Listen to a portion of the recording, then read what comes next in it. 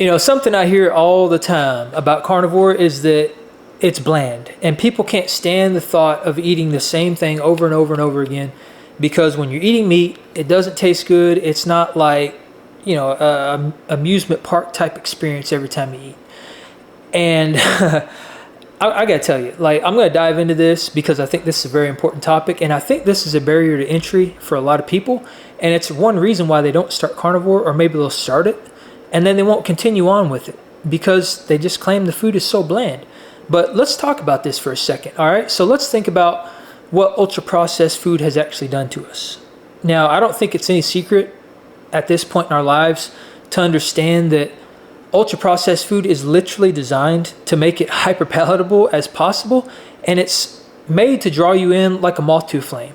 All right, so to better describe this, let's use a quick analogy here. So let's say that you go to your local fair, and I'm not talking about like a state fair where the rides are actually decent. I'm talking about like your county fair. Now, from a distance, when you're walking up to these rides, I'm sure you remember this when you were a kid, or maybe you ride these things even to this day as a grown adult. But from a distance, you see these rides, they're all lit up. Everything's so bright and it's fluorescent. And you got these neon colors and everybody's screaming. You're like, I want to ride that. That looks freaking awesome. Let's go get in line. Let's ride this ride. So you get in line, you're waiting in line. You can't wait to get this amazing thing, have this awesome experience on this fantastic ride. But as you inch closer, the guy running the ride, the carny as they call him, the carny, you start to notice a couple things about him. Maybe he's missing a couple fingers. He might be missing an eye. He might even have a peg leg. You start to feel a little uneasy about this experience. It's not good. But you get on it anyway because, again, it looks really fun. So you get on there, you start going around. This thing starts spinning you around, and you notice your lap belt isn't even connected, not even bolted down. So you're basically, at this point, you're hanging on for dear life. It's a white knuckle ride, and you just can't wait to get off. Because at this point, your life is in danger, and that's all you can think about. You're just thinking about getting thrown from this ride and being a spectacle and winding up on the 5 o'clock news. And nobody wants to be on the 5 o'clock news, not even the newscasters. All right, so that right there, that is an emulation of hyper-processed food. It looks great from a distance until you get up on it and you start reading the food label. Then you start to get a little uneasy. Maybe you brush that off and you eat it anyway. Then your health starts to deteriorate. Maybe you start to gain weight. Maybe you start to get chronically inflamed. Maybe you just start to deteriorate in general. That is exactly what is happening when we consume these foods. They look good from a distance. They might feel fantastic when we're eating them, but the whole time your body is in a constant state of panic, just like with that carnival ride. So that is the distinction we want to make here. And just keep in mind that, like I said, these foods are engineered this way. There are teams of scientists, there are laboratories, and there are facilities that get paid millions, probably billions of dollars. Across the marketplace, it's definitely billions of dollars to make you addicted to these foods. So we've become so accustomed to eating these things that that's all we can focus on. Our palate has adjusted to that. So if it's not a carnival experience in your mouth every time you eat, if you eat something that's considered bland, like a steak or an animal product, eggs, and it doesn't have all this flavor and all this amazing, all these endorphins going off in your brain every time you consume them, you get bored with it. And that's what a lot of people experience.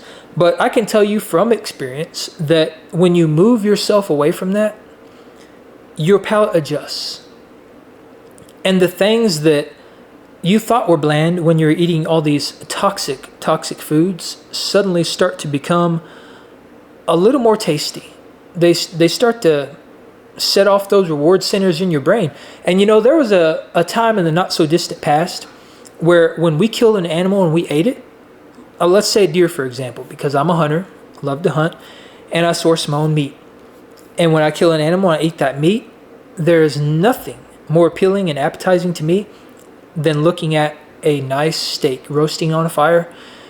That is something that our ancestors would have experienced. They probably would have experienced that anytime they found food in the wild. And I'm not just talking about meat.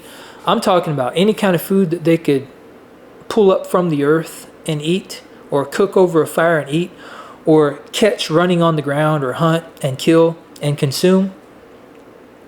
that carnival experience that I was just talking about is what they experienced from those quote unquote bland foods. And I would say that even back then they were even more bland, because we have like selectively bred and genetically engineered a lot of the fruits and stuff to make them even more tasty and addictive and hyper palatable, because we've selectively bred them to make them have more sugar content. And now we have, like, what is it, cotton candy grapes or whatever they have in the grocery store now. Like, that's a natural thing. Our ancestors didn't have any of that stuff. So the food back then was bland, but it set off those reward centers in our brain, because it meant that we were having a meal and we were going to survive until the next day. That's what we got to get back to. All right, so don't let these people capitalize on this very instinctual trait in our mind, these reward centers that are actually like in our DNA. Don't let them capitalize on that, because they're exploiting that. They're exploiting you, and they're doing that for money. It's all about profit. It's all about greed. So when you adopt a carnivore diet, it does take some time. And I always say that adaptation, that phase is going to last at least 30 days, especially if you're eating a standard American diet full of all those foods I was just talking about. It's going to take some time to adjust. So you can pretty much assume that 30 days is going to be your adaptation phase, which is totally normal. And it's going to be a rocky freaking process for most people, especially if you're coming from eating hyper-processed food, because all that food is toxic, and your body has been burdened with all these toxic chemicals and all these toxic ingredients for however long you've been eating this diet, which for most people, it's probably your entire life. And when you suddenly remove that, your body starts dumping a lot of this bad stuff that's been building up in your body over time, and you start to experience keto flu. Detox symptoms is what it is. You'll have diarrhea. You'll have headaches, nausea. You won't feel good. It's going to happen for most people. But once you get past that, that's when the magic starts to happen. That's when your palate starts to adjust, and you start to really enjoy these bland foods, these quote unquote bland foods. You really start to enjoy them. A big fat juicy steak roasting over a fire is the only thing that will make your mouth water. Now for some people, they're going to do better with fruits and stuff like that. Not everybody is designed to eat only meat, and I've seen this in people. I know people will argue against that, but I truly believe that diet is very individualized. There are a certain subset or a very specific subset of foods that most people will thrive on. But I think that journey is going to be a little different for everybody. And we all have to kind of figure that out on our own. But if you can focus on those foods and find the ones that work for you and the ones that you actually enjoy, your palate will adjust to those foods and you will love them. And every time that you look at those foods and every time that you consume them, it's going to be like hopping on that carnivore ride. The only difference is that it's going to be like an amusement park, like a Disneyland or a Disney World, where everything's actually maintained to a pretty high standard. And you don't have to worry about getting up there and looking at some toothless, eyeless, legless carny that's standing there laughing hysterically, probably has been drinking all night, running this ride that you could potentially fly out of and perish. You don't have to worry about that.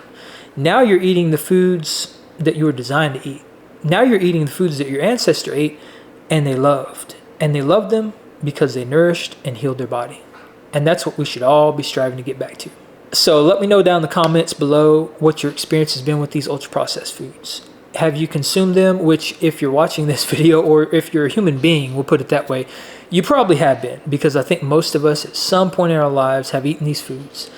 But let me know what your experience has been. I really love and value what you guys have to say, and I love reading through your comments. And these comments, they really help YouTube and the algorithm, because when YouTube sees that people are commenting on videos, it helps kind of boost the algorithm and push these videos out to more people, which when it comes to topics like this, I feel like is very, very important. So I hope you got some value out of this. If you did, feel free to like, subscribe, join the Apex Tribe. I'll see you in the next one. Peace out.